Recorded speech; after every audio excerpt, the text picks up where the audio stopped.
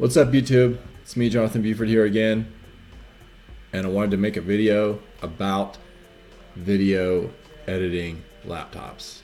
So I've been looking for a few months, trying to figure out what I wanted to buy, and I ended up making a purchase, or I like to say me and wifey, made a purchase last night. We bought the Dell XPS 15, and I'm hoping it's going to be good. I wanted to go through a few specs to let you guys know why I bought the computer that I bought. And to be clear also as well about why I purchased a computer just for video editing is because the old Asus, I don't even know. I like Asus computers, but I don't know how to say their name. It wasn't able to even scrub through the media that I would put into Premiere. You know, I would move the cursor around, and it wouldn't even be able to scrub back and forth to be able to edit. It is really, really, really slow. So I've done a lot of research, and I've found out why that was happening, and hopefully now we've made that problem go away with a fast computer for content creators and video editing and whatnot. So I will also add a link to the guys at ThinkMedia and their video on how to purchase a video editing laptop, and I will make a couple comments on their video to kind of keep it a little bit more current as well. The two comments I'll make is that dude who made that video, I forgot his name, but I'll leave a link below. He bought a graphics card with a 960M, and the 10 series of NVIDIA GTX GeForce graphics cards are out and in computers now. And that's what I bought. So I bought that instead. And he also bought a 1 terabyte SSD, and I ended up buying the 512 gigabyte because it was cheaper.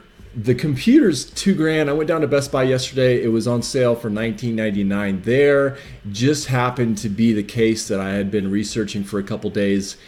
And that day, I believe, Amazon lowered the price of this computer down to $1,500. So it was $500 off, 25% discount.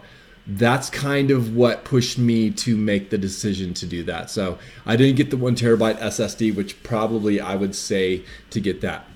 So that being said, I'll go through the list of what I was looking for and let you guys know how the XPS 15 checked all those boxes.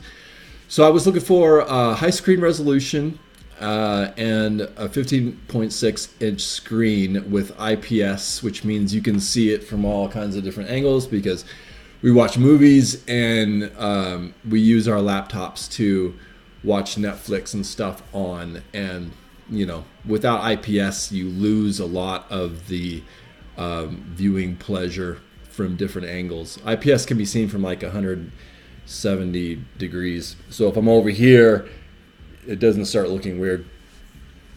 So I bought the 4K touchscreen version of the Dell XPS. There's also a full HD 1920 by 1080, but I opted for the 4K touchscreen because so many people raved about how beautiful it was.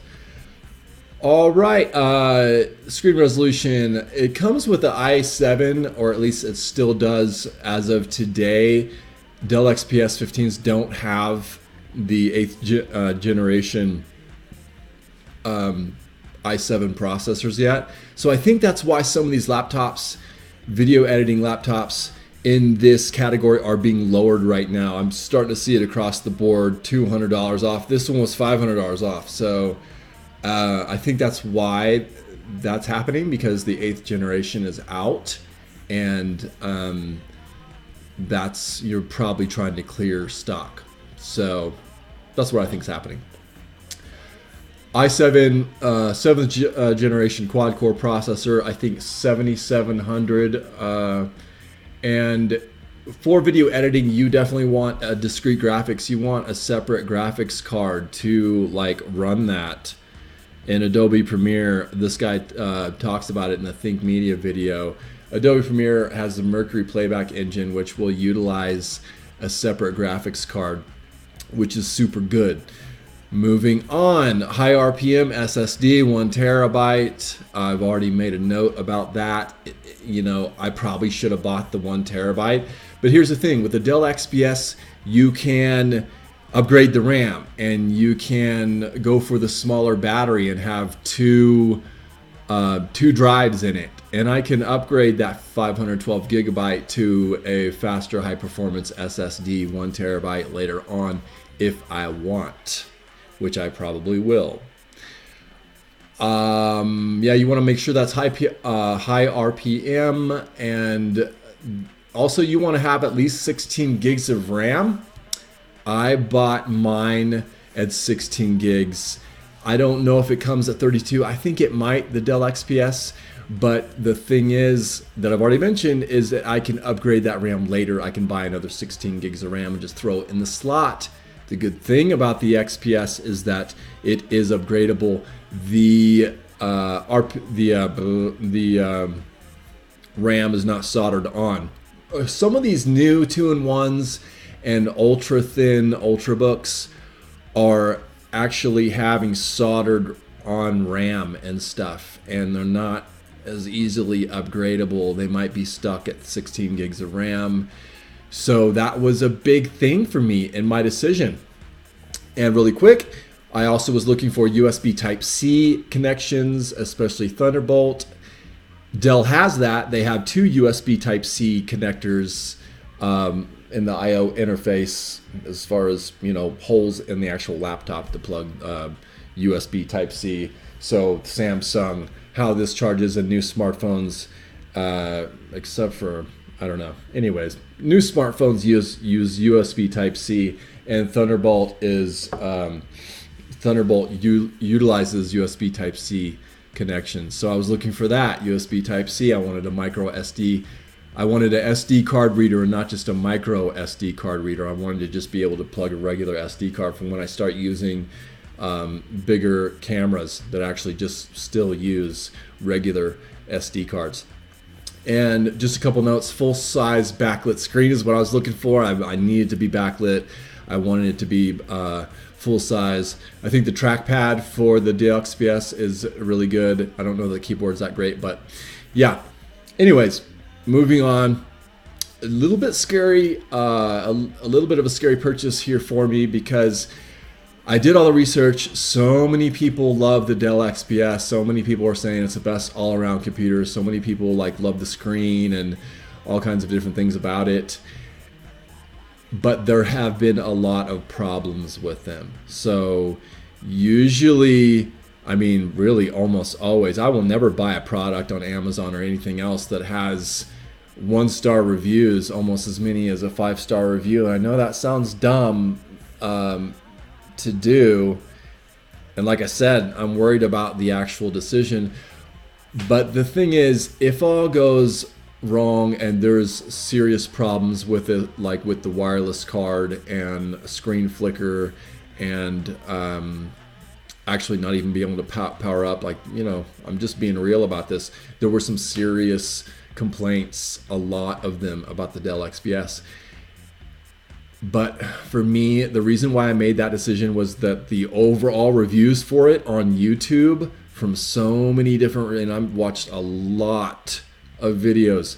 The overall reviews for the Dell XPS 15 were 9560. I should add that, not the 9550, but the 9560 is the one I bought, were overwhelmingly positive. Even though it has drawbacks, the keyboard is carbon fiber and collects fingerprints, and there were a lot of people having problems. Still, though, the reviews were really good. So I'm thinking, we made the purchase. The laptop's going to show up in a few days. It's either going to be awesome or it's going to be complete garbage. And then I'm going to send it back to Amazon and never buy a Dell computer again. which is another point. I've never had a Dell computer. They've just kind of, to me, seemed like too big of a mainstream type, computer that might be overpriced while not having, not having the specs and the actual like quality to back that up, which is the same thing I feel about Apple. I know I'm polarizing myself a little bit with that opinion, but I don't care. I don't like Apple and how they nickel and dime stuff and the incredibly weird decisions that they make as far as IO interface. And anyways, I digress. Sorry, Apple fans, but not sorry really. So it's going to be garbage or it's going to be really good. If it's garbage, I'll send it back.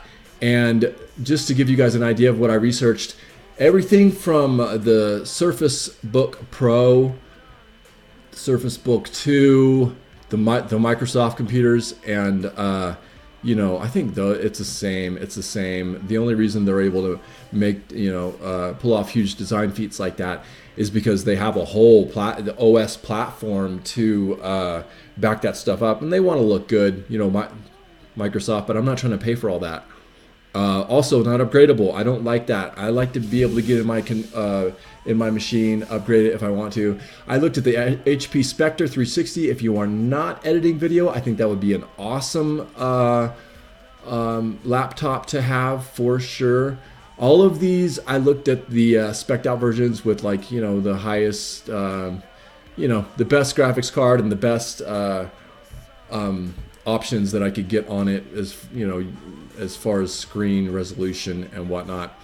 But yeah, I looked at also the Gigabyte Aero, and if this computer shows up and it's garbage, I'm thinking about maybe getting the Gigabyte Aero, which weirdly enough also has problems with the keyboard and stuff. So it's a little bit frustrating that these computers are coming out these days, and there can be so much problems with a unit that costs so much, but it is what it is, and I'm just hoping I get a good unit, which may not sound very intelligent, but like I said, worst comes to worst, it's complete crap, and I send it back.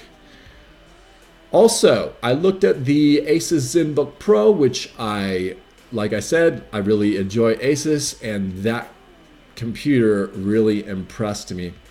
The reason why I didn't choose it was because it was a little bit more expensive and only had 16 gigs of RAM. That, I believe, is about it. There wasn't really anything else I wanted to cover except for the fact that I am still moving forward at a snail's pace, but moving forward just the same. Still looking at Airstream videos and RVs and stuff like that. And that feels good. Wifey likes that. Jen is happier about the Airstream idea. What else is happening really quick? Still working on my JavaScript book, A Smarter Way to Learn JavaScript. And like I said, I just got sick. I had the flu or something for like 2 weeks. And then it took me a week slowly to get better. I'm still not at full strength. Still haven't worked out in 3 weeks. So yeah, gonna need to rectify that. So I'm just kind of working my way back into that. Also, and this is it as far as what I'm gonna mention, as far as updates. I talked to my Aunt Cheryl today. Hi, Aunt Cheryl, about DaVinci Resolve as a video editing program versus Adobe. I don't know that I'm going to switch to that, but I'm definitely researching it. And it looks really promising as far as something that's like new and up and coming, a new company that's actually doing a lot of innovation as far as video editing. And I'm just super brand new in Adobe, which is the only reason why, it's not the only reason, but the main reason why I'm thinking about switching, because Adobe's a little, I don't know. There's things about DaVinci Resolve that I like better, that seem a little bit more intuitive, and the workflow seems like it might be a little bit better. Maybe not It's maybe not superior right now, but it's definitely something to look at. Hopefully soon I'll be starting to edit these videos, but like I said before, I'm just trying to crank out more videos, stay current and stay regular. Stay regular. Yeah, that's not what I meant to say. Anyways, keep making videos so that I continue to get better, feel more comfortable in front of the camera, and build this channel. Thank you so much for watching. I appreciate it. If you like the video, please do so below. You can also subscribe. That helps me out a lot. Hope you guys are doing well, and I will talk to you next video.